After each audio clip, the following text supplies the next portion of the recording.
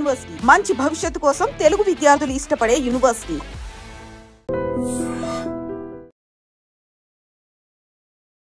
నమస్తే, welcome to I dream social spotlight with Kavitha.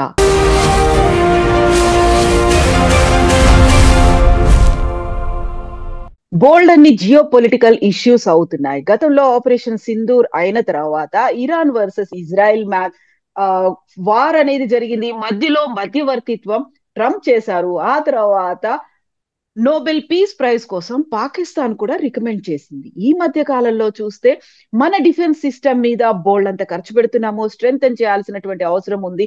Next 50 years target గా మన defence system ని strengthen చేసుకుందాము అనేటువంటి అభిప్రాయాలు వినిపిస్తున్నాయి. ఎట్ ద సేమ్ టైం అమెరికాలో కూడా సబ్సిడీలను తగ్గించాలి అనుకుంటూ బిగ్ బ్యూటిఫుల్ బిల్ మీద చర్చలు కూడా జరుగుతున్నాయి. వీటన్నిటి గురించి మాట్లాడుకుందాం. మనతో పాటుగా ఉన్నారు డాక్టర్ జయప్రకాష్ నారాయణ గారు. సార్ నమస్తే సార్, ఎలా ఉన్నారు?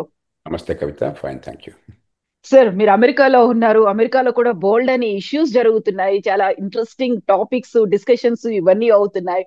First topic big beautiful bill అనేది ఒక పేరు మాత్రం చాలా చాలా బాగుంది సార్. సబ్సిడీలను కట్ డౌన్ చేయాలని ఈ బిల్ పెట్టగానే ఒకవైపు డొనాల్డ్ ట్రంప్, ఇంకోవైపు Elon Musk war of words అనేవి జరుగుతూ ఉన్నాయి. సో బిల్ కి సంబంధించి డిస్కషన్స్ అవుతున్నాయి.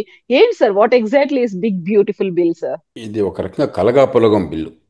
దానిలో ఒక స్పష్టమైన సిద్ధాంతం కానీ దీర్ఘకాలిక దృక్పథం కానీ లేవు.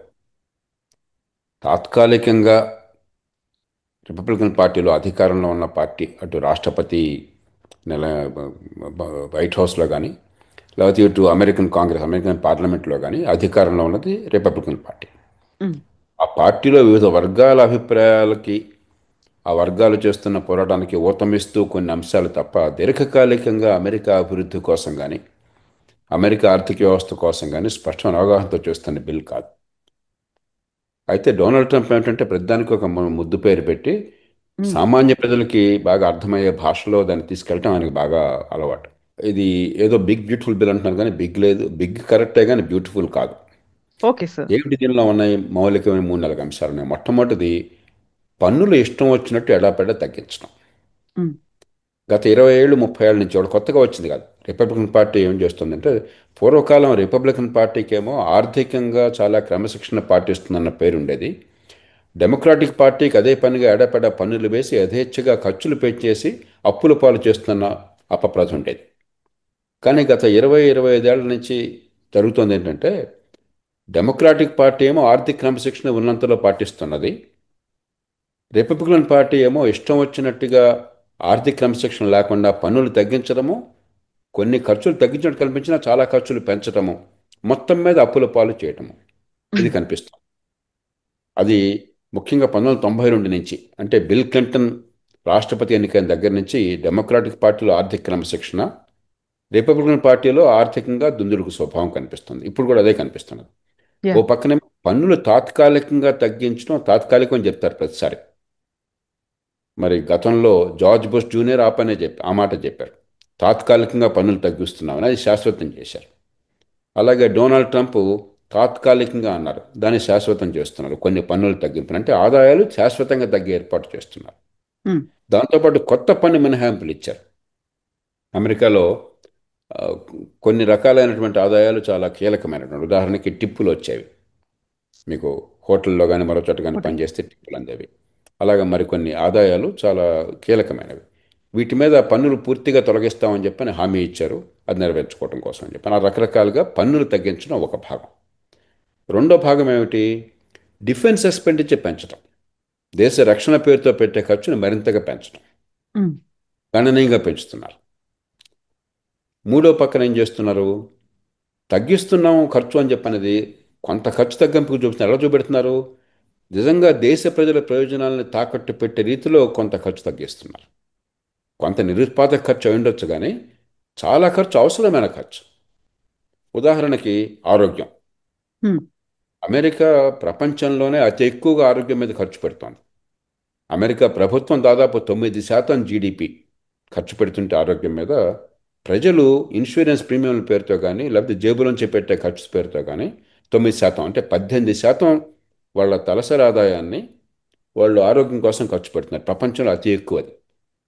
తలసరి ఆదాయంలో వాటాగా కానీ లేకపోతే మొత్తం డబ్బు కానీ చూసినట్టయితే అమెరికా పెడుతున్న ఖర్చు ప్రపంచంలో మరే దేశం ఆరోగ్యమే పెట్టట్లా. అయినా కూడా అమెరికాలో కోట్లాది మందికి ఆరోగ్యం అందని ద్రాక్ష అయిపోయింది. హ్మ్. అది అందకుండా పోతున్నది. అనారోగ్యం వస్తే డాక్టర్లు సైతం భయపడిపోతున్నారు. మధ్యతరగతి వర్గాలు డాక్టర్లు కూడా అనారోగ్యం వస్తే అయ్యో నాకేమవుతుంది, ఏ డాక్టర్ దగ్గరికి పోవాలి, అవుట్ ఆఫ్ పాకెట్ ఎంత ఖర్చు పెట్టాలి, జేబులోంచి ఎంత ఖర్చు పెట్టాలి, ఇన్సూరెన్స్ ప్రీమియం ఉన్నా కూడా. ఈ హ్మ్. ఇన్సూరెన్స్ లేకపోయిన వాళ్ళకి బేదలకి వాళ్ళ జీవితం, వాళ్ళ కష్టాలు వర్ణనాతీతం. అలాంటి పరిస్థితుల్లో ఆరోగ్యం మీద ఖర్చు తగ్గించే ప్రయత్నం చేస్తున్నారు. మెడికేడ్ అని చెప్పని బేదలకి ప్రత్యేకంగా ఇన్సూరెన్స్ లేకపోయినా కూడా ఆరోగ్యాన్ని అందించేటువంటి ఏర్పాటు ఉన్నది. మెడికేడ్ అంటారు. మెడికేర్ అంటేనేమో వృద్ధాప్యంలో ఒక వయసు దాటిన తర్వాత అప్పటిదాకా మనమే పన్నుల రూపంలో కట్టిన డబ్బు మనకు వృద్ధాప్యంలో ఆరోగ్యానికి ఇస్తారు. హ్మ్. మెడికేడ్ అంటేనేమో పేదలకి ప్రభుత్వం నుంచి ఉచితంగా సబ్సిడీ రూపంలో ఆరోగ్యం ఉంటుంది. ఎప్పుడైతే మెడికేడ్ తగ్గించే ప్రయత్నం చేస్తున్నారో మరింత మందికి ఆరోగ్యం అందకుండా పోతుంది. కాబట్టి ఇవన్నీ కలగాపులగంగా చేసి ఈ బిల్లు తయారు చేస్తున్నారు. బిల్లు ప్రస్తుతానికి రాజకీయ ఒత్తిడి, ట్రంప్ ప్రభావం ఇవాళ అమెరికన్ రిపబ్లికన్ పార్టీలో పూర్తిగా ఆ పార్టీ ఆయన సొంతం అయిపోయింది. అమెరికన్ సమాజంలో కూడా ఆయన భావాల పట్ల ఇవాళ ఆకర్షణ ప్రస్తుతానికి ఉన్నది. కాబట్టి బిల్లు బహుశా ఆమోదాన్ని పొందవచ్చు, కానీ ఆ హ్మ్. బిల్లు వల్ల అమెరికాలో అద్భుతాలేం జరగవు. చాలా నష్టం జరుగుతుంది. కొంతకాలం పోయాక మళ్ళీ ఈ పొరపాటు సర్దిద్దుకునే చర్య ప్రారంభమవుతుంది. సార్, ఇప్పుడు ట్రంప్ వర్సెస్ ఎలాన్ మస్క్ ఎందుకు సార్? గతంలో ఫ్రెండ్స్ అయ్యారు. ట్విట్టర్ ఆయన ఖాతాల్ని తొలగించిన తర్వాత దాన్ని ఎలాన్ మస్క్ కొనుక్కున్నారు. దాన్ని ఎక్స్ చేశారు. ఎక్స్ తరఫున బోల్డ్ అంత క్యాంపెయినింగ్ డొనాల్డ్ ట్రంప్ కోసం చేశారు. అలాంటి గుడ్ ఓల్డ్ ఫ్రెండ్స్ ఎందుకని ఈ మధ్యలో ఇంత గ్యాప్ వచ్చింది? ఒకరి మీద ఒకరు మళ్ళీ నేను ఒక కొత్త పార్టీ పెడతాను అని ఎలాన్ మస్క్ ఎందుకని అనౌన్స్ చేస్తున్నారు సార్? ఎలాన్ మస్క్కి ట్రంప్కి కొన్ని విషయాల్లో భావ సారూప్యం ఉన్నది. ఉదాహరణకి అక్రమంగా వలసలను అరికట్టాలి. ఉమ్. నిజానికి అమెరికాలో దేశంలో చాలామంది అన్ని పార్టీలు కూడా అంగీకరిస్తున్నారు. అధికారికంగా ఎలా ప్రకటించినా కూడా అది అందరూ అక్రమంగా వచ్చే వలసలను ఎలా మనం ఒప్పుకుంటాం? సక్రమంగా పద్ధతి అవును. ప్రకారం వస్తే సరే, కానీ ఆ విషయంలో చాలా గట్టి అభిప్రాయం ఉంది. రెండోది, అమెరికాలో ఇటీవల కాలంలో ఒక భావం ఏం ప్రబలిపోయిందంటే ఉదారవాదం అన్న పేరుతో, లిబరల్స్ అన్న పేరుతో ఉమ్. ఓక్ సిద్ధాంతం అంటే చాలా అతి ఉదారవాదం, అతివాదం. ఉదాహరణకి ఒక మనిషి పుట్టుకతో మగ ఆడ అంది నిర్ణయం అవుతుందని మనందరం నమ్ముతున్నాం. అవును. ఎందుకంటే జన్యువుల దురీత్యా మగ ఆడ నిర్ణయం అవుతుంది. అలా కాదు, నేను ఎలా పుట్టినా కూడా, నేను మగవాడిగా పుట్టినా కూడా ఆడ అనుకుంటే నా ఆడ నాది నా నన్ను ఆడ చేంజ్ మనిషిగా చేసుకోవచ్చు. యా. గుర్తి చేంజ్ చేసుకోవడం వేరు, అలా ఉమ్. గుర్తించాలి మీరు. రెండోది, నాకు హక్కులన్నీ కూడా ఆడ మనిషిగా ఉంటాయి. ఉమ్. ఉదాహరణకి ఆటల్లో కూడా నేను జన్యురీత్యా మగవాడిగా పుట్టినా కూడా దేహదారుఢ్యం మగవాళ్ళకి సహజంగా ఎక్కువ ఉంటుంది కదా, అది ప్రకృతి నిర్దేశించింది. అది అవును. మనం అందుకనే మీరు చూడండి, రన్నింగ్లో కావచ్చు, లేకపోతే బరువులు ఎత్తడం కావచ్చు, మరో రంగంలో కావచ్చు, ఇప్పుడు కూడా మగవాళ్ళు కొంచెం ఎక్కువ ఉంటారు. శారీరక దారుఢ్యంలో మగవాళ్ళ ఆధిక్యత ఎక్కువ ఉంటుంది. ఇప్పుడు ఏ రంగంలో అయినా సరే అది మనం చూస్తున్నాం. ఉమ్. అది ఉన్నప్పుడు దాన్ని ఉపయోగించుకుని కానీ ఆడపిల్లగా నేను పోటీ పడతాను, నాకు ఆ హక్కు ఉన్నది, నేను ఆడపిల్ల అనుకుంటున్నాను కాబట్టి, ఇలాగా ఉమ్. వెర్రితెరలు వేసింది. దాని పట్ల తీవ్ర వ్యతిరేకత అమెరికన్ సమాజంలో వచ్చింది. ఉమ్. ఈ ఎలాన్ మస్క్ కూడా చాలా తీవ్రంగా వ్యతిరేకం. ఎందుకంటే ఆయన కుమారుడే మరి మగపిల్లాడిగా పుట్టి ఆడపిల్లగా అనుకున్నట్టు, నాకు వివరం గుర్తులేదు, అవును సార్. అవును సార్. ట్రాన్స్జెండర్. ట్రాన్స్జెండర్ అతను అయ్యారు. చాలా తీవ్రంగా వ్యక్తిగతంగా మానసిక ఆందోళనకు గురైనాడు. ఆ రంగంలో కూడా ఆయనకి ట్రంప్కి పూర్తిగా ఏకాభిప్రాయం ఉన్నది. అలాగే ప్రభుత్వంలో చాలా వృధా ఉన్నది.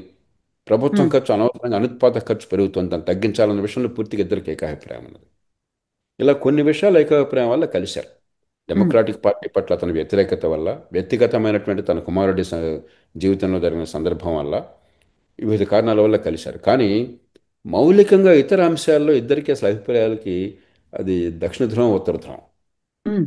ఉదాహరణకి ఇలాన్ మాస్క్ ప్రపంచంలోనే విద్యుత్ కార్లకి కీలకమైనటువంటి ఆ, ప్రయోగాలు చేసి దాన్ని పెంచడం కోసం దోహదం చేసిన వాళ్ళు నెంబర్ వన్ ప్రపంచంలో ఇలాన్ మస్క్. ఉమ్. అసలు ఇవన్నీ వద్దు, పాతకాలం పెట్రోల్ కార్లే కావాలని గట్టిగా అప్పటికిప్పటికి గట్టిగా వాదించేవాడు మన డొనాల్డ్ ట్రంప్. ట్రంప్. ఉమ్. ఈ గ్లోబల్ వార్మింగ్ ఏం లేదు, అసలు విద్యుత్ కార్లు అక్కర్లేదు, ఇదంతా వేస్ట్, మనకు ఆయిలే ఉమ్. కావాలా, గ్యాసే కావాలా అని చెప్పి నమ్మేవాడు. మౌలికంగా అసలు ఇద్దరికి పడదు ఆ విషయంలో. రెండోది, అక్రమ వలసలను అరికట్టాలి కానీ సమర్థులైన వాళ్ళు, మేధస్సు ఉన్న వాళ్ళకి ఇప్పుడు అమెరికా ఆలవాలంగా ఉన్నది.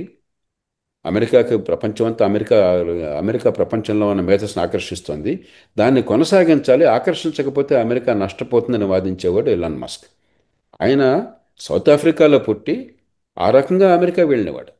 ఉమ్, అమెరికా ఆకర్షణీయమైనటువంటి దేశం కాబట్టి, తనకి మేధస్సు ఉంది కాబట్టి, మరి ప్రపంచంలో గొప్ప పారిశ్రామికతగా పెరగాలి, గొప్ప ఇన్నోవేషన్ తీసుకురావాలని చెప్పంటే అమెరికా కొన్ని అవకాశాలు అక్కడ లేవు కాబట్టి అక్కడికి వెళ్ళి ప్రపంచంలోనే గొప్ప కంపెనీ నిర్మాణం చేసినవాడు, ప్రపంచంలో ఉమ్, అత్యంత కుబేరుడైన వాడు. కాబట్టి ఆయన ఏమిటి, వాళ్ళు భారతీయులైనా ఇంకో దేశం నుంచి అయినా కూడా మేధస్సు ఉన్నవాళ్ళు, శక్తి గలవాళ్ళు, కొత్త ఆలోచనలు కొత్త పుంతలు తొక్కల వాళ్ళు అమెరికాకి రావడాన్ని మనం మనం అనుమతించాలని గట్టిగా పోరాడే మనిషి. మూడోది, ప్రభుత్వం ఖర్చుని అరికట్టి అప్పుల పాలు కాకుండా చేయాలని గట్టిగా నమ్మే మనిషి. ఇంతకుముందు ఉమ్, అనుకున్నాం ఈ సోకాల్డ్ బిగ్ బ్యూటిఫుల్ బిల్ అంతా కూడా ప్రభుత్వం ఖర్చుని పెంచి అప్పుల పాలు ఉమ్, చేసేటువంటి, అప్పుల భారం పెంచేటువంటిది. ఈ విషయంలో చాలా గట్టిగా పట్టుబట్టాడు.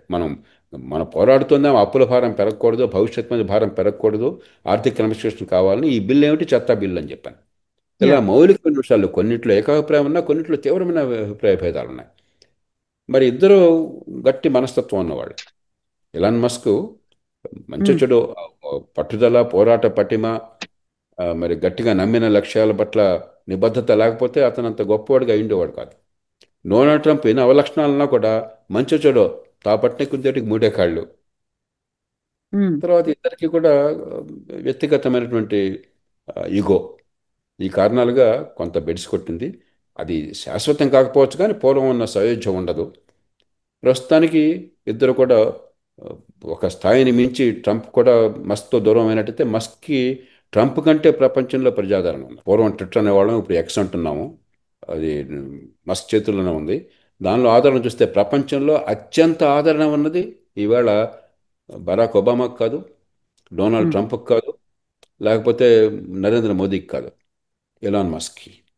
అతి ఎక్కువ మంది ఫాలో అయ్యేది ఎలాన్ మస్క్ని. అంటే అతను ప్రపంచ ప్రజల కొన్ని వర్గాల భావాలని, అమెరికన్ ప్రజల భావాలని ప్రభావితం చేసే శక్తి ట్రంప్కి ఎంత ఉందో బహుశా అంతకంటే ఎక్కువ ఎలాన్ మస్క్ కూడా ఉన్నది. అలాగే అపారమైనటువంటి సంపద ఉన్నది. అతను కొంత నష్టపోయినా అప్పుడప్పుడు చేతిలో పెట్టుబడి పెట్టే శక్తి ఉన్నది. ఉమ్, మరి 10 మందిని ఆకర్షించే శక్తి ఉంది. కాబట్టి ట్రంప్కి అతను కోల్పోవాలన్న కోరిక ఉండదు. అలాగే మరి ట్రంప్కి అపారమైన ప్రభావం రిపబ్లికన్ పార్టీ మీద ఉంది అమెరికాలో. ప్రస్తుతం అధికారం ఉన్నది కాబట్టి ఆయన్ని పూర్తిగా కోల్పోవాలని ఈయనకే ఉండదు. అంచేత ఉమ్. కొంతకాలం ఈ ఏ, ఈ సహజీవనంలో కొన్ని ఇబ్బందులు ఉంటాయి. తూతూ మేమే అని అంటాం మన ఇండియన్ పాలిటిక్స్ లో ఉన్నట్టుగా అది అక్కడ ఉమ్. కూడా కంటిన్యూ అవుతుంది సార్. అది. సార్ ఇప్పుడు కొత్త పార్టీ పెట్టాల్సినటువంటి అవసరం ఉంది అనే ఒక మాట అన్నారు. అమెరికన్ పార్టీ అనేది మీరు నన్ను పంపించేస్తే నేను పార్టీ కూడా పెట్టుకుంటాను అంటే డెమోక్రాట్లు రిపబ్లికన్లు కాకుండా కొత్త పార్టీకి స్కోప్ ఉందా సార్ అక్కడ? ఇది కొత్త కాదు. అమెరికాలో చాలా కాలం నుంచి మూడవ పార్టీ కోసం ప్రయత్నాలు జరిగినాయి.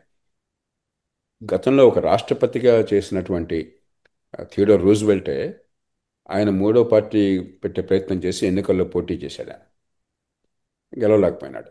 ఉమ్, అట్లాగే రాస్ పెరో 1992 ఎన్నికల్లో, 88 ఎన్నికల్లో కానీ 92, 96 ఎన్నికల్లో ఆయన ప్రభావాలనే బహుశా బిల్ క్లింటన్ చాలా సునాయాసంగా గెలిచాడు.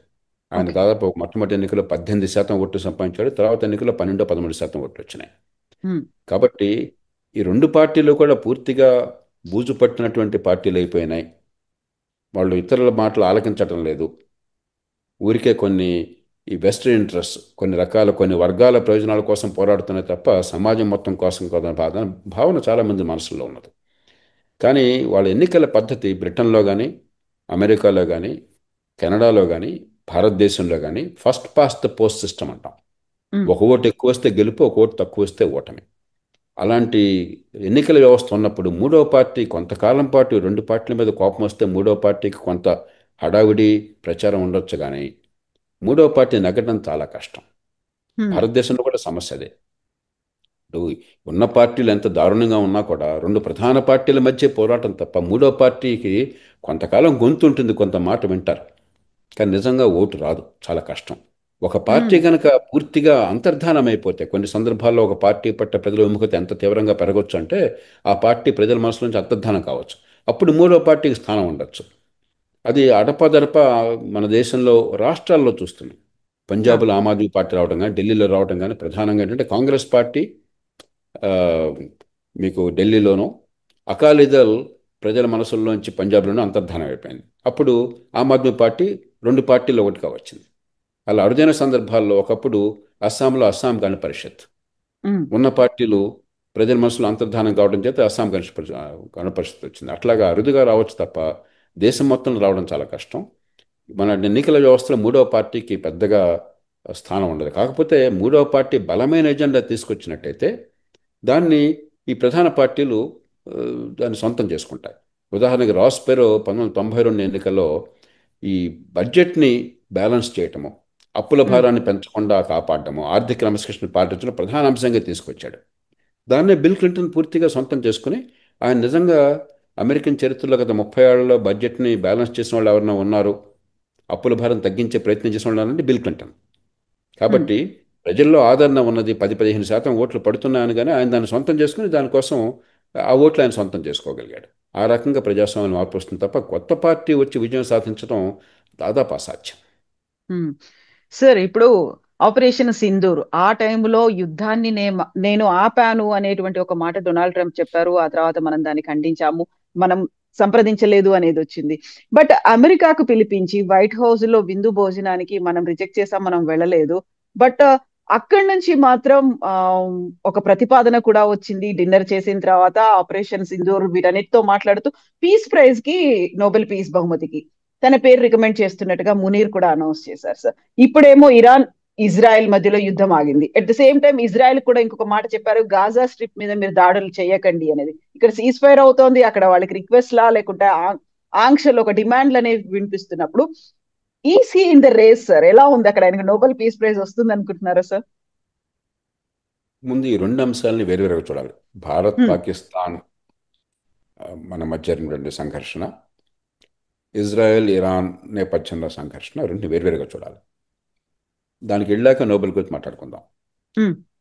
భారత్ పాకిస్తాన్ విషయంలో ఉగ్రవాదాన్ని పాకిస్తాన్ ప్రేరేపిస్తుందన్న విషయం అందరికీ తెలుసు. అమెరికాయే దానివల్ల చాలా నష్టపోయింది. అమెరికాలో అతి తీవ్రమైనటువంటి ఉగ్రవాద చర్యకి, చరిత్రలోని ఉగ్రవాద చర్యలు అతి తీవ్రమైన చర్యకి 9/11 నాడు అక్కడ వరల్డ్ ట్రేడ్ సెంటర్ రెండు టవర్స్ని కూడా పూర్తి చేసి 3,000 మందికి పైగా ప్రాణాలు కోల్పోవడం, ప్రపంచాన్ని కుదిపేసిన సంఘటనకు కారణమైనటువంటి మరి ఒసామా బిన్ లాడెన్ పాకిస్తాన్లో ఉంటే మాకు తెలియదని వాళ్ళు బుకాయించారు. ఇప్పుడు కూడా మాకు తెలియకుండా ఆయన నివాసం ఏర్పరచుకున్నాడు. ఇది పాకిస్తాన్ రాజధాని పక్కనే, ఆయన సైనిక స్థావరాల పక్కనే. అలాంటి పాకిస్తాన్ మీద మనం తీసుకున్న చర్య చాలా పరిమితమైనటువంటి, ఆచితూచి వ్యవహరించాం. సహజంగా ప్రతి దేశ పౌరులు వాళ్ళ దేశం పక్షపాతంతో మారుతారు. పక్షపాతంతో కాదు, మనం నిజంగా ఆబ్జెక్టివ్గా చూసినట్టయితే అక్కడ సైనిక దళాల మీద మనం దాడి చేయలేదు, అలాగే అక్కడ పౌరుల మీద దాడి చేయలేదు, అక్కడ దేశ ఆర్థిక వ్యవస్థ మీద దాడి చేయలేదు. కేవలం ఈ టెర్రరిస్టులకి స్థావరాలుగా ఉన్నవి, వాళ్ళ కవచాలుగా ఉన్నవి, వాళ్ళకి రక్షణ ఇస్తున్నవి, లేకపోతే వాళ్ళకి శిక్షణ ఇస్తున్నవి అక్కడ మాత్రమే దాడులు చేశాం. కానీ మరి సహజంగానే ప్రతి దేశం కూడా తన స్వభావాన్ని కప్పుచ్చుకోవాలి. మాకు అది అన్యాయం జరిగిందని చెప్పి నేను గందరగోళం చేయాలి. ఆ నేపథ్యంలో వాళ్ళు మా దేశం మీద దాడి చేశారని వాళ్ళు ప్రతి దాడి చేశారు, విఫలమైనారు. దానికి భారత్ మళ్ళీ ధీటుగా స్పందించేసరికి అప్పుడు దారికి వచ్చారు. డొనాల్డ్ ట్రంప్ ఏమిటంటే సహజంగానే రెండు పెద్ద దేశాలు, భారతదేశం అంత పెద్దది కాకపోయినా కూడా పాకిస్తాన్ జనాభా ఈవేళ 24 కోట్లు ఎంత ఉన్నది. ప్రపంచంలో పాకిస్తాన్ ఈవేళ 5వ పెద్ద దేశం. భారతదేశం, చైనా, అమెరికా, ఇండోనేషియా తర్వాత పాకిస్తాన్ 5వ పెద్ద దేశం. మనం మర్చిపోతున్నాం ఆ సంగతిని. రెండు దేశాలకు అణ్వాయుధాలు ఉన్నాయి. కాబట్టి ప్రపంచం ఎక్కడ కూడా ఒక సంఘర్షణ ఒక స్థాయి దాటి భారత్ పాకిస్తాన్ సంఘర్షణ ప్రపంచం కోరుకోదు, మనం కూడా కోరుకోం, రెండు దేశాలు కూడా కోరుకో. ఏమాత్రం విద్యుత్తున్న మూర్ఖులైన వాళ్ళు, దుందుడుకు స్వభావం అన్నవాళ్ళు, ముందు చూపు లేని వాళ్ళు తప్ప సర్వనాశనమయ్యే యుద్ధాన్ని ఎవరో కోరుకోరు. కాబట్టి అమెరికా కానీ ఇతర దేశాలు కానీ ఇక్కడితో ఆగిపోతే బాగుండని కోరుకున్నమాట వాస్తవం. కానీ ఆగిపోయింది అమెరికా వల్ల కాదు, ఆగిపోయింది పాకిస్తాన్కే. ఒక స్థాయి దాటితే పూర్తిగా నష్టపోతామన్న విషయం అర్థమైన తర్వాత వారు మనకి సంప్రదింపులు దిగారు. ఖచ్చితంగా పాకిస్తాన్ మీద అమెరికా ఒత్తిడి ఉన్నది. మనమే కూడా అమెరికా నుంచి బహుశా ఇతర దేశాల నుంచి మనకు ఫోన్ కాల్స్లో ప్రధానమంత్రితో ఇతరులతో మాట్లాడినప్పుడు దయచేసి దీనికి ఆపే ప్రయత్నం చేయండి అని చెప్పి ఖచ్చితంగా అందరూ మాట్లాడి ఉంటారు, దానిలో అనుమానం ఉమ్, లేదు. ఉమ్, కానీ చివరికి ఎప్పుడైతే పాకిస్తాన్ ఇక ఇంతకంటే ముందుకెళ్తే మనం నష్టపోతామని గుర్తించి వాళ్ళు మరి సవేచ్ఛకు వచ్చి సంధికి వచ్చి వాళ్ళే మేము మీతో మాట్లాడతామని చెప్పంటే మనం ఒప్పుకున్నాం. మనకు కూడా అది కొనసాగించాలన్న కోరిక లేదు. ఎందుకంటే ఉమ్, బాల్ ఇది పాకిస్తాన్ స్కోర్. యా మీరు ఎక్కడ ఆపితే మేము అక్కడ సిద్ధంగా ఉన్నాం. అలా కాకుండా మీరు దురుగ్గా ముందుకెళ్ళినట్టయితే మేము ముందుకెళ్తాం సిద్ధంగా ఉన్నాం. మీకు అణ్వాయుధాలు ఉన్నాయన్న కారణంగా మీరు ఏం చేసినా కూడా మౌనంగా సహించే స్థితిలో భారతదేశం లేదన్న సంకేతాన్ని బలంగా మనం ఇచ్చాం. ఆ నేపథ్యాన్ని అర్థం చేసుకోకుండా డొనాల్డ్ ట్రంప్ ఏమిటంటే ఆయనకి కొన్ని సందర్భాల్లో ఎక్కడ పెళ్లి జరిగినా తను పెళ్లి కొడుకు కావాలి, ఎక్కడ శవయాత్ర జరిగినా కూడా శవంగా ఉండాలి తాను, అంటే తనే కేంద్ర బిందువు కావాలన్న కోరిక నిరంతరం ఉన్న మనిషి. కాబట్టి నా వల్లే అని ప్రకటించుకున్నాడు. అమెరికా ప్రమేయం లేదనుకోవడం పొరపాటు అవుతుంది. రెండు దేశాల మీద అమెరికా ఒత్తిడి ఎంతో కొంత ఉంది. బ్రిటన్ ఉమ్, ఒత్తిడి ఉంది, ఫ్రాన్స్ ఒత్తిడి ఉంది, చైనా కూడా బహిరంగంగా చెప్పింది, రహస్యంగా కూడా చెప్పలా. ఉమ్, ఈ దాడుల పట్ల విచారిస్తున్నాము, వాళ్ళన్న మాటలు చూడండి, ఆచితూ వ్యవహరించారు. భారతదేశం పాకిస్తాన్ మధ్య దాడిని విచారిస్తున్నాము, టెర్రరిజాన్ని వ్యతిరేకిస్తున్నాము, టెర్రరిజం అంతం కావాలి. భారత్ పాకిస్తాన్ పొరుగు దేశాలు, మనమందరం పొరుగు దేశాలు అయినప్పుడు ఏదో రకంగా సయోధ్య కావాలి. ఈ మూడు సరైన మాటలే. ఉమ్, కాబట్టి ప్రపంచం అంతా కూడా రెండు దేశాల మధ్య ఒక స్థాయికి మించి సంఘర్షణ ఉండకూడదని కోరుకున్నాం. అవును. దాని ప్రభావం మన మీద ఉంటుంది. సమాజం ఎలా భావిస్తుందనే విషయం ప్రభావం మన మీద ఉంటుంది. అంతకుమించి అమెరికా ప్రభావం లేదు. కాకపోతే ఆయన తొందరపడిపోయేసి తన వల్ల అని చెప్పిన మాట చెప్పుకున్నాడు. కానీ ఇరాన్ విషయంలో అది వేరు. ఉమ్, ఇరాన్ విషయంలో నా దృష్టిలో డొనాల్డ్ ట్రంప్ చాలా ఆచితూచి వ్యవహరించాడు. ఎప్పుడైతే ఇజ్రాయెల్ ఒక స్థాయికి దాడిలోకి దిగిందో, ఉమ్, ఆ దాడుల వల్ల వచ్చే ప్రతిస్పందన లేకుండా ఇజ్రాయెల్ చేయగలిగిందో, ఏం చేసింది ఇజ్రాయెల్? ఇరాన్లో వాళ్ళకి ఆ, విమానాలకు ఏ రకమైన యుద్ధ విమానాలకు ప్రపంచం నుంచి అమెరికా నుంచి కానీ లేకపోతే ఇజ్రాయెల్ నుంచి కానీ యుద్ధ విమానాలకు ఏ రకమైన ప్రమాదం లేకుండా ఎయిర్ డిఫెన్స్ మొత్తాన్ని ధ్వంసం చేయగలిగింది ఉమ్, అప్పటికే. రెండు, ఇరాన్కి ఇరాన్ ప్రోత్సాహంతో ఉన్నటువంటి టెర్రరిస్ట్ దళాలను పూర్తిగా నిర్వీర్యం చేయగలిగింది. హెజ్బుల్లా కానీ, లెబనాన్లో ఉన్న హెజ్బుల్లా కానీ, లేకపోతే గాజాలో ఉన్న హమాస్ కానీ, లేకపోతే ఇరాక్లో ఇతర ప్రాంతాల్లో ఉన్నటువంటి ముస్లిం బ్రదర్హుడ్ కానీ, లేకపోతే యెమెన్లో ఉన్నటువంటి హౌతీస్ కానీ, ఈ నలుగురిని చాలా మేరకు నిర్వీర్యం చేయగలిగింది.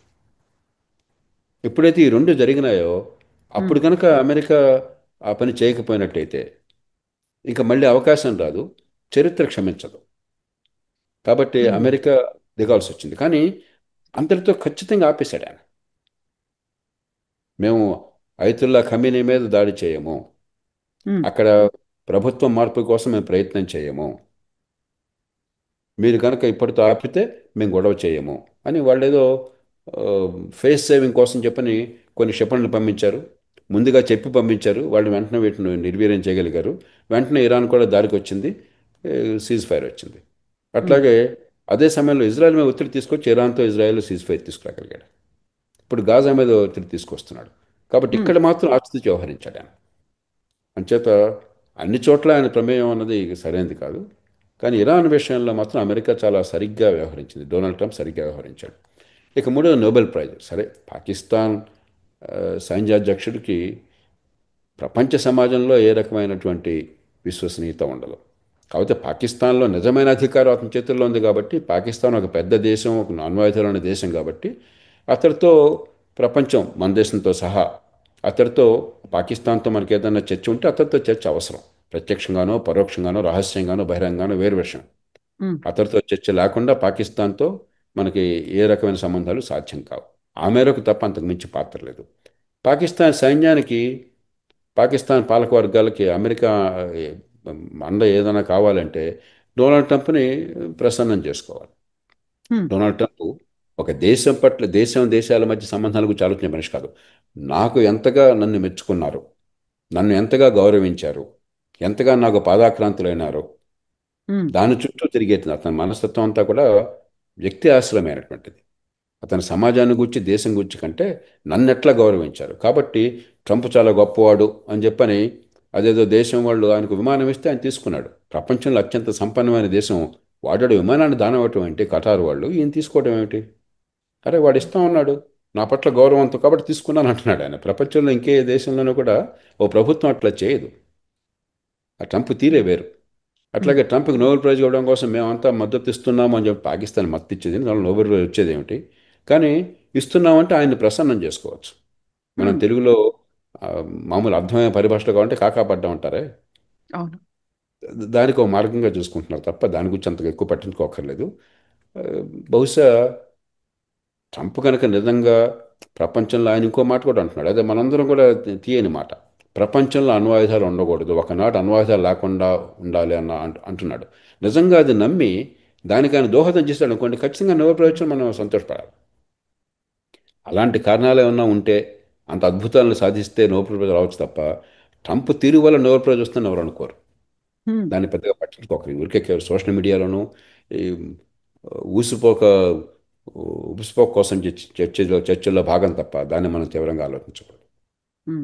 సార్, ఇప్పుడు ఈ జియో పొలిటికల్ ఇష్యూస్ చూసిన తర్వాత, వార్ అనేది చూసిన తర్వాత, నాట్ ఓన్లీ మనం భారత్ పాకిస్తానే కాదు, ఇరాన్ ఇజ్రాయెల్, ఇజ్రాయెల్ గాజా, ఇవన్నీ చూసిన తర్వాత మనం మన డిఫెన్స్ సిస్టమ్ ని మెరుగుపరుచుకోవాలి అనేది గతంలో కూడా ప్రతిసారి బడ్జెట్ లో ఎందుకని డిఫెన్స్ సిస్టమ్ మీద, డిఫెన్స్ మీద ఇంత కేటాయింపులు ఉన్నాయి అనుకున్నప్పుడు, ఇప్పుడు మనం ఇంకా ఎక్కువ ఫోకస్ పెట్టాల్సినటువంటి అవసరం ఉంది. లేటెస్ట్ టెక్నాలజీని, మోడర్న్ ఎక్విప్మెంట్ ని మనం పెట్టుకోవాలి, శత్రు దుర్భేద్యంగా ఉండాలి అనే దాంట్లో ఇంకా ఎక్కువ స్ట్రెంగ్తన్ అవ్వాలి అనే ఒక ఆలోచనలు, సరికొత్త సరికొత్త ఆయుధాలని తీసుకోవాలి, మిసైల్స్ ని తీసుకోవాలి, వాటిని కంట్రోలింగ్ టెక్నాలజీని డెవలప్ చేసుకోవాలి, ఇవన్నీ వస్తున్నాయి కదా సార్. దీన్ని ఎలా చూస్తున్నారు మీరు? మనం కొన్ని విషయాలు నేపథ్యం అర్థం చేసుకోవాలి కవిత. సార్, కాబట్టి మనం దేశ రక్షణ కోసం విపరీతంగా ఏం ఖర్చు పెట్టడం లేదు. చైనా కూడా అంతే. చైనా కానీ భారత్ కానీ మన జాతీయ ఆదాయంలో 2% లోపల ఖర్చు పెడుతున్నాం. పెద్ద దేశాల్లో ఇంత తక్కువ ఖర్చు పెడుతున్న దేశాలు చైనా, భారత్ మాత్రమే.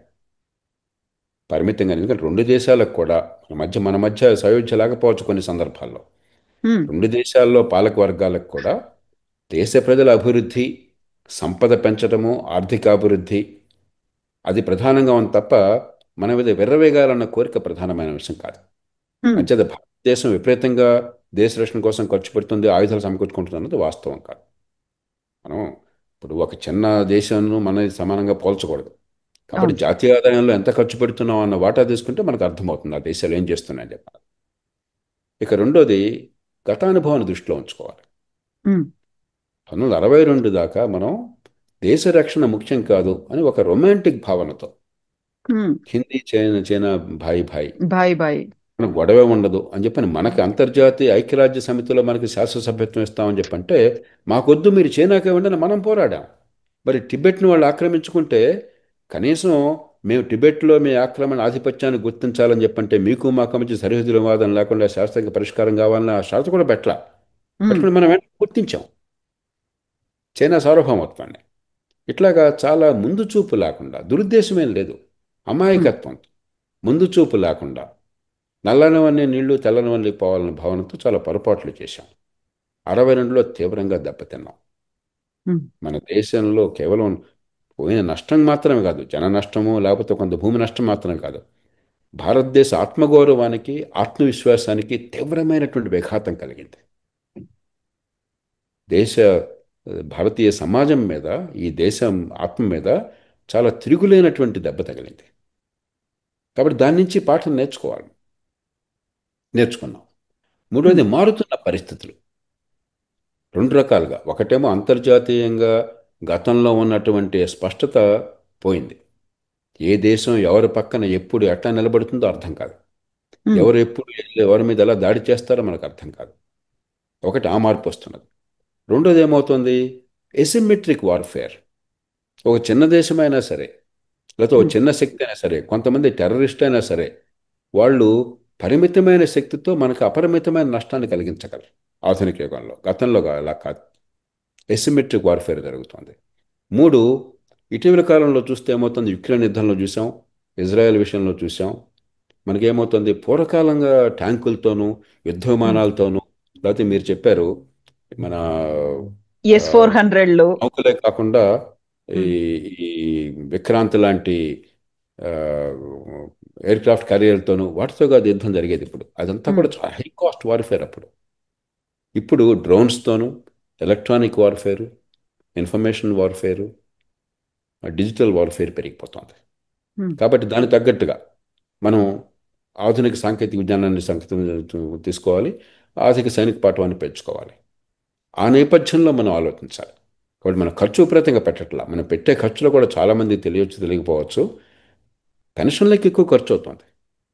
డిఫెన్స్లో పనిచేసేవారు 180-90 మంది 15 ఏళ్లతో రిటైర్ అయిపోతారు. కాబట్టి 15 ఏళ్ళు రిటైర్ అంటే అర్థం ఏంటి?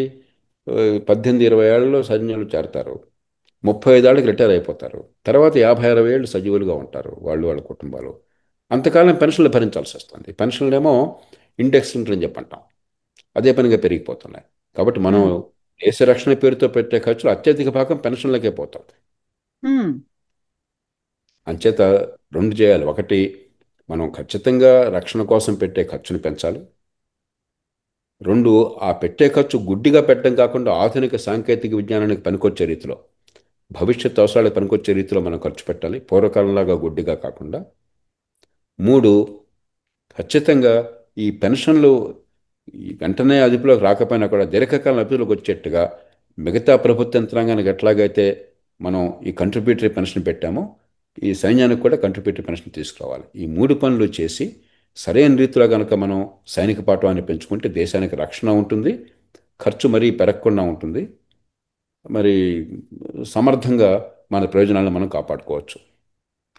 సో ఇన్ని ఇష్యూస్ జరిగిన తర్వాత మొన్న ఇరాన్ మీద స్టెల్త్ బాంబర్లను ఉపయోగించింది అమెరికా అనేది, బంకర్లలో బ్లాస్ట్లు చేసేటువంటి మిసైల్స్ ని ఉపయోగించింది అని, కొన్ని వందల మీటర్ల లోపల ఉన్నటువంటి బంకర్లను కూడా ఛేదించగలిగేటువంటి క్షిపణులు ఉన్నాయి, అలాంటి టెక్నాలజీ ఉంది, వాటికి వందలు వేల కోట్లలో ఖర్చు అవుతుంది అనుకున్నప్పుడు ఇప్పుడు పెట్టాల్సినటువంటి అవసరం వచ్చింది అనేది ఒక సాక్ష్యాలు మనకు కనిపిస్తున్నాయంటారా సరే ఎదురుగా జియోపొలిటికల్ ఇష్యూస్ నేపథ్యంలో? ఇప్పుడు ఇరాన్ ఏం చేసిందంటే ఆ అణ్వాయుధాల ఉత్పత్తి కోసం తయారు చేస్తున్నటువంటి ఈ సరంజామా ఉంది, ఎన్రిచ్మెంట్ అంటారు. ఉదాహరణకి చాలామందికి తెలుసో తెలీదో, అణు విద్యుత్తు ఉత్పాదకత కోసమైనట్టయితే, ఉత్పత్తి కోసమైనట్టయితే, న్యూక్లియర్ పవర్ ప్లాంట్స్ కోసమైనట్టయితే మీకు కావాల్సిన యురేనియం కాన్సన్ట్రేషను 2.5% నుంచి 3.5%. ఇరాన్ చేస్తున్నది ఇప్పటిదాకా 60%. 60% ఎన్రిచ్మెంట్ యురేనియం కేవలం అణ్వాయుధాలకు మాత్రమే అవసరం. 60 నుంచి 90కి, 90 నుంచి 98కి వెళ్ళిపోతుంది. అణ్వాయుధాలకు మాత్రమే, దానికి వేరే అవసరం లేదు, వేరే ప్రయోజనం లేదు. కాబట్టి ఇరాన్ అణ్వాయుధాల ఉత్పత్తి కోసం ఏర్పాట్లు చేస్తోందన్న విషయం ప్రపంచం మొత్తానికి తెలుసు, దానిలో అనుమానం మాత్రం లేదు. ఇరాన్ గతంలోనే న్యూక్లియర్ నాన్ ప్రొలిఫరేషన్ ట్రీటీలో సభ్యులుగా ఒప్పందం పెట్టింది. భారతదేశం ఏనాడు పెట్టలా. మొట్టమొదటి నుంచి భారతదేశం దానికి వ్యతిరేకం. మీ అందరికీ లేనటువంటి షరతులు మాకు పెడితే మేము ఎందుకు ఒప్పుకుంటాం, మీరందరూ ఆపితే మేము కూడా ఆపుతామని చెప్పి మనం నిర్ణయం తీసుకున్నాం. ఇజ్రాయెల్ ఏనాడు పెట్టలా, కానీ ఇరాన్ పెట్టింది. ఆ షరతుకు ఒప్పుకుంటానని సంతకం పెట్టింది, అంతర్జాతీయ ఒప్పందంలో భాగంగా ఉన్నది. ఉండి కూడా దాన్ని ఉల్లంఘిస్తున్నారు. మూడోది, బహిరంగంగా మళ్ళీ మళ్ళీ ప్రకటన చేస్తున్నారు వాళ్ళు, ఇజ్రాయెల్ అంతం చేయటమే మా లక్ష్యం. భారతదేశం కానీ చైనా కానీ, చైనా మనకి వాళ్ళకి సయోధ్యలేకపోవచ్చు, కానీ చైనా ఇంకో దేశాన్ని అంతం చేయడం లక్ష్యంగా ప్రకటించట్లా.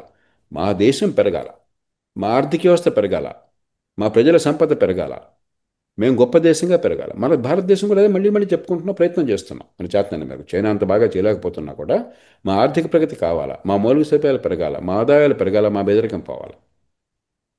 మన సమస్య మన ప్రజల సమస్య. కానీ ఇరాన్ ప్రజల గురించి మాట్లాడట్లా. ఇజ్రాయెల్ అంతం చేయడమే మా లక్ష్యం, మాకు ఇంకో లక్ష్యం లేదు. ఈ నేపథ్యంలో ఇజ్రాయెల్ మీద దాడి అనివార్యం. ఎప్పుడు ఎలా అన్నది ఇందాక చెప్పాను నేను. సందర్భం కలిసి వచ్చింది కాబట్టి అక్కడ ఎయిర్ డిఫెన్సెస్ని చాలా మేర ధ్వంసం చేయగలిగినారు. ఇరాన్ నుంచి పోషిస్తున్న ఉగ్రవాదుల మోకలను అదుపు చేయగలిగినారు. కాబట్టి ఇది సరైన సందర్భం. మళ్ళీ రేపొద్దున అవకాశం రాకపోవచ్చు, కానీ ఇప్పటిదాకా సందర్భం సరిగ్గా లేదన్న కారణంగా దాడి జరగలేదు, కానీ జరగకూడదని జరగకుండా ఉండలా. సందర్భం కోసం అవుతున్నారు. నేపథ్యం. ఆ నేపథ్యంలో ఏమైంది, ఇరాన్ ఏం చేసింది, ఈ ఎన్రిచ్మెంట్ ఫెసిలిటీస్ని తేలిగ్గా బాంబుల దాడి గురి కాకుండా ఉండేట్టుగా కొండ గుహల లోపల, భూగర్భం లోపల కొన్ని వందల మీటర్ల దూరంగా పెట్టారని చెప్తున్నారు. దాన్ని ఛేదించే శక్తి ఒక అమెరికాకి మాత్రమే ఉంది, ఇంక ప్రపంచంలో ఏ దేశానికి ఇవాళ లేదు. 50-100 మీటర్ల కాంక్రీట్ లోపల లేకపోతే భూగర్భంలోనూ ఉంటే దాన్ని ఛేదించే శక్తి అమెరికన్ స్టెల్త్ బాంబర్స్కి మాత్రమే ఉన్నది. అది కూడా నిజంగా ఛేదించగలిగారా పూర్తిగా? కొంత విధ్వంసం జరిగింది, కానీ పూర్తిగా విధ్వంసం చేశారో ఎవరికి తెలియదు. మేమంతా విధ్వంసం చేసాం, సర్వనాశనం చేసామని డొనాల్డ్ ట్రంప్ గారు చెప్పుకుంటున్నాడు. నిజమో కాదో ఎవరికి తెలియదు. అంతర్జాతీయ నిపుణులు చెప్పేది కొంతమేరకు విధ్వంసం జరిగి ఉండొచ్చు, కానీ నష్టం జరిగి ఉండొచ్చు, కానీ శాశ్వతంగా ఇరాన్ని ఆపేటువంటి శక్తి అమెరికా కూడా లేదు అని చెప్పి అంటున్నారు. మరి వాస్తవం అంటే భవిష్యత్తు తెలుస్తుంది. సో ఇప్పుడైతే మనం ప్రతిదానికి ముందే జాగ్రత్త పడాల్సినటువంటి అవసరం, అలాంటి పరిస్థితులు అయితే వచ్చాయి భారతదేశానికి కూడా. అందుకని మనం ఖచ్చితంగా ఆధునిక టెక్నాలజీని మనం సంతరించుకోకపోతే, ఊరికే గుడ్డిగా పూర్వకాలంలాగా సైనిక దళాలంటే కొన్ని లక్షల మంది సైనికులు, కన్వెన్షనల్ మెథడ్లో కొన్ని వందల లేక కొన్ని వేల పాతకాలపు ఖరీదైన యుద్ధ విమానాలు, యుద్ధ నౌకలు, లేకపోతే మరి ఎయిర్ క్రాఫ్ట్ క్యారియర్లు, ఇవి అనుకుంటే లాభం లేదు. మనకు చాలా మొబిలిటీ, ఫ్లెక్సిబిలిటీ, ఆధునిక టెక్నాలజీ కలిసి ఉండేటువంటి ఆయుధాలు కావాలి. వాటిలో శిక్షణ కావాలి, టెక్నాలజీ కావాలి మనకి. Yes sir, thank you so much sir. మళ్ళీ మీరు మీకు కొంచెం టైం దొరికినప్పుడు we will have your interview once again sir. Thank you so much sir. Thank you. నిజంగా ప్రస్తుతం ఉన్నటువంటి సమాజం దేనికి ప్రయారిటీ ఇస్తుంది? ఆర్థిక సంబంధాల చుట్టూ మాత్రమే తిరుగుతుంది. మళ్ళీ ఎన్నికలంగానే చాలా విరక్తి కలుగుతున్నాం. మంచి అనిపిస్తుంది కదా, లేడీస్ కూడా ఛాలెంజింగ్ జాబ్స్ చేసినప్పుడు చాలా బాగుంటది. ట్రాఫిక్ అసిస్టెంట్స్ గా నియమించిన ట్రాన్స్జెండర్స్ అందరితో సాల్యూట్ చేయించుకుంటున్నారు. ఫుడ్ డెలివరీ ఇవ్వటానికి వెళ్ళినటువంటి డెలివరీ బాయ్ అనిల్ పై కళ్ళ ముందు